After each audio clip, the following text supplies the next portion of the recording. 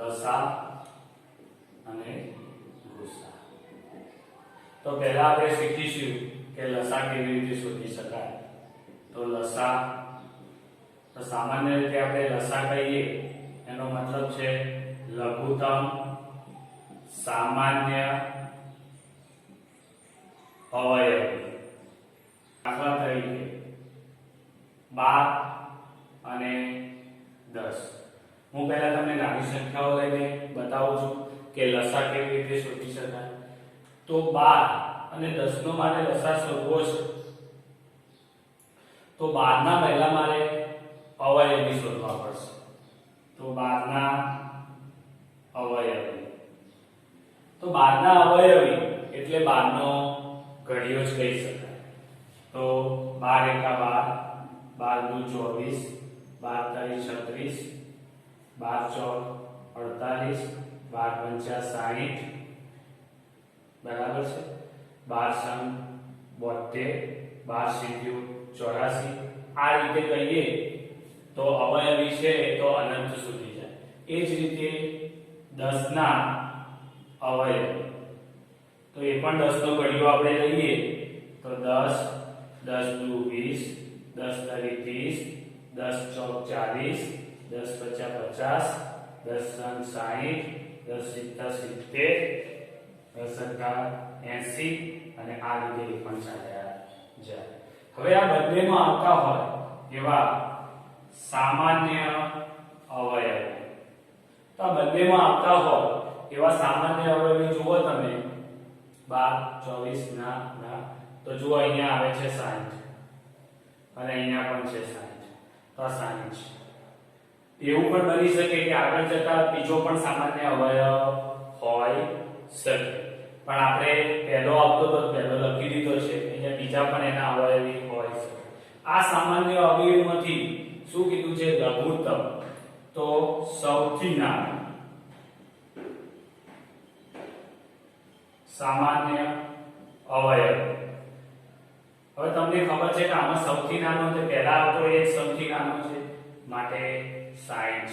માટે 12 અને 10 નો લસા બરાબર 60.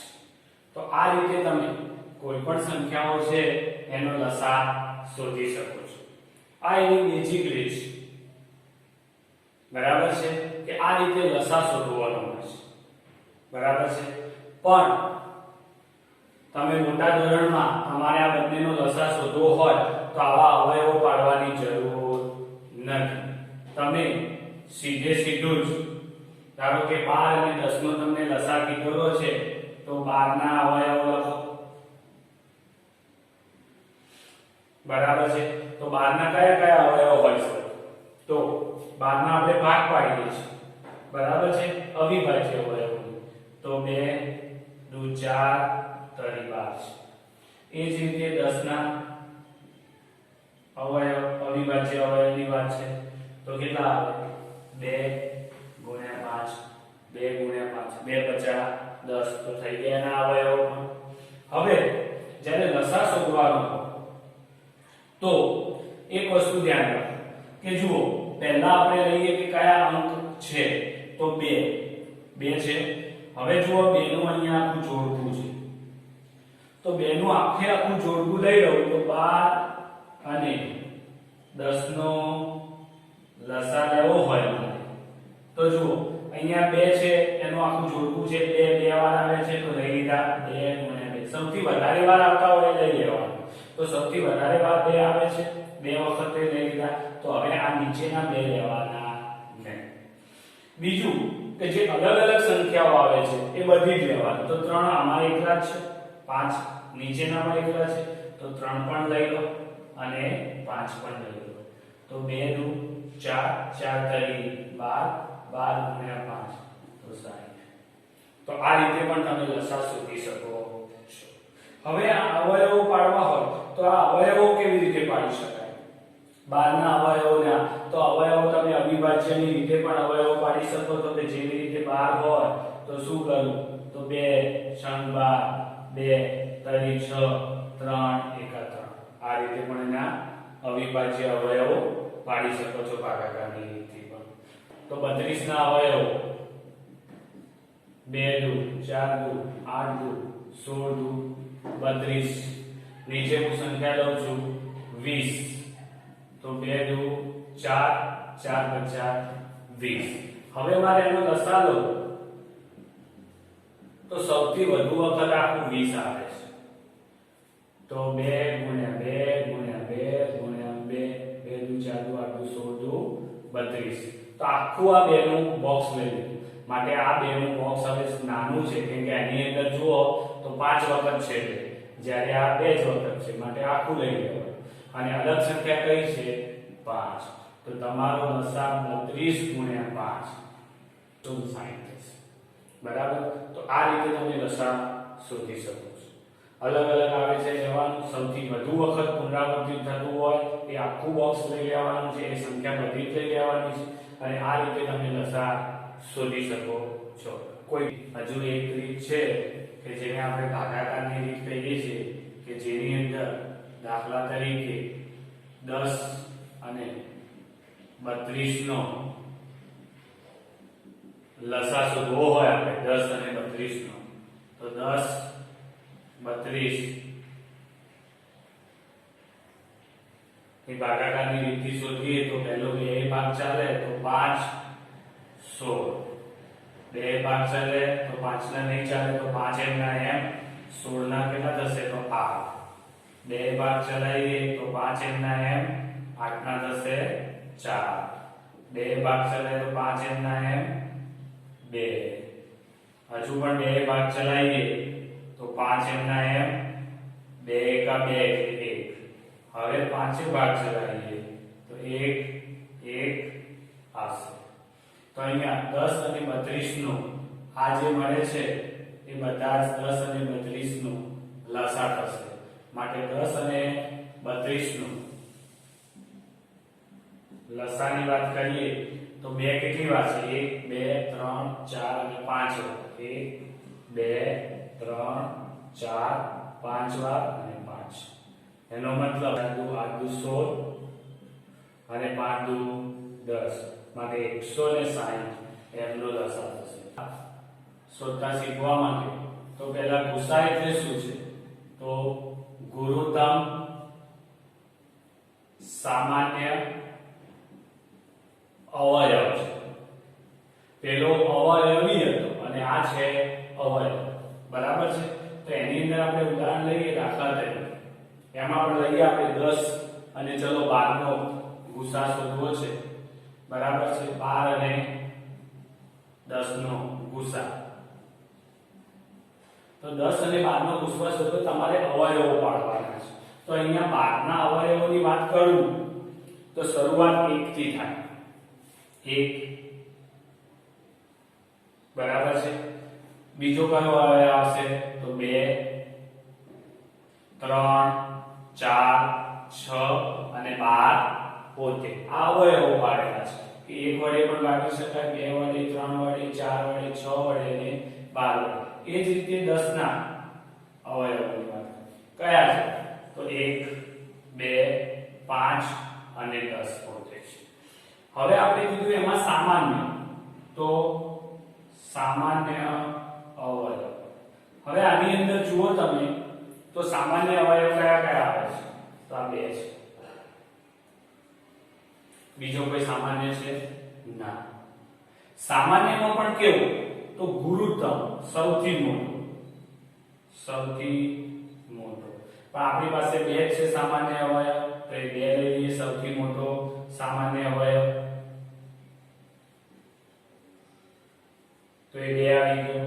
માટે 12 અને 10 નો ગુસા કેટલો થાય 2 થશે. બરાબર છે. હવે આ જ રીત છે એવી જગ્યા પર તમે 32 અને 20 નો ગુસા શોધવો હોય આની અંદર તો ઘણી સરળ રીત છે કે 32 અને 20 નો ગુસા શોધવો હોય તો 32 અને 20 નો ગુસા કહીએ તો આની અંદર શું જોવાનું કે જે સામાન્ય અવયવ આવતા હોય એ લઈ લેવાના. તો તમે જોઈ શકો છો કે આની અંદર કે આ 2 આવે છે 2 વખત, આની અંદર પણ 2 તો 2 વખત છે જ, બરાબર છે કે નહીં? હા, 2 વખત છે, આમાં પણ છે, તો 2 ગુણ્યા 2 સામાન્ય આવતા હોય બંનેમાં કેટલા અવયવ તો 2 ગુણ્યા 2 માટે આનો ગુસા કેટલો થશે?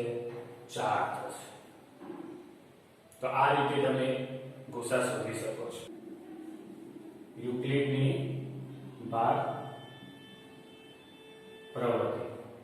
હવે યુક્લિડની ભાગ પ્રવૃત્તિ દ્વારા જે ધોરણ 10 ની અંદર આવે છે એના દ્વારા આપણે 115 અને 25 115 અને 25 છે આ સંખ્યાઓનો આપણે ગુસા શોધવો છે. તો તમને ખબર છે કે 115 એ ગ્રેટર ધેન 25 છે, જે આના કરતા મોટી છે. માટે અહીંયા આપણે આવી રીતે લખી શકીએ 115 ને હું 25 વડે ભાગું છું. અહીંયા તમને બતાવું છું કે 115 ભાગ્યા 25 25 ચોક 100 તો કેટલી 15 શેષ વધે છે. તો 25 ગુણ્યા 4 કરે તો 100 મળે અને સાથે પ્લસમાં શેષ કેટલી મળી 15. બરાબર છે?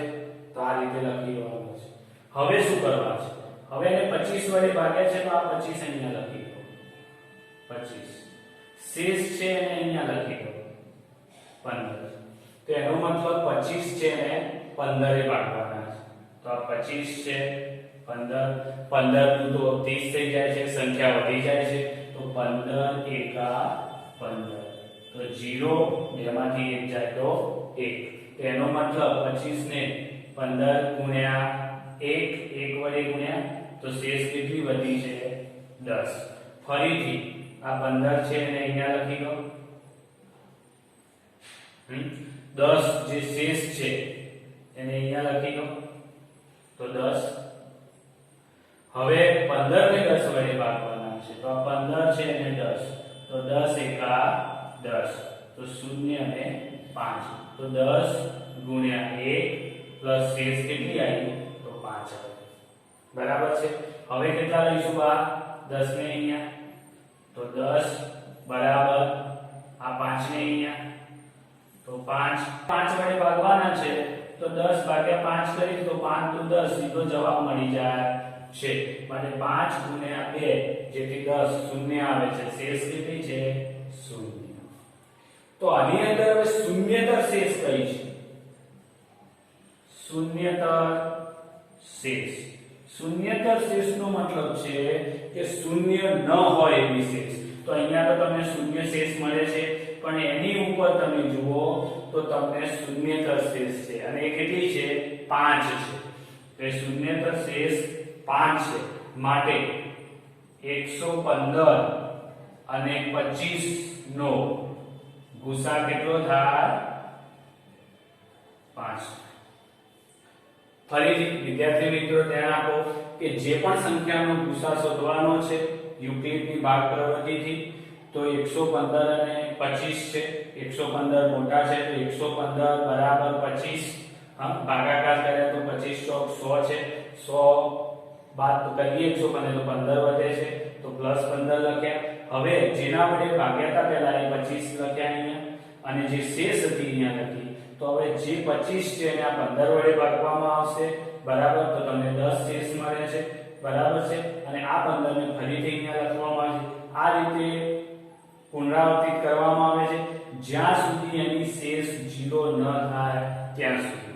શેષ 0 થઈ જાય તો શૂન્યતર શેષ શોધવામાં. શૂન્યતર શેષ એટલે જે 0 છે શેષ એની ઉપરની સંખ્યા એટલે 5 છે.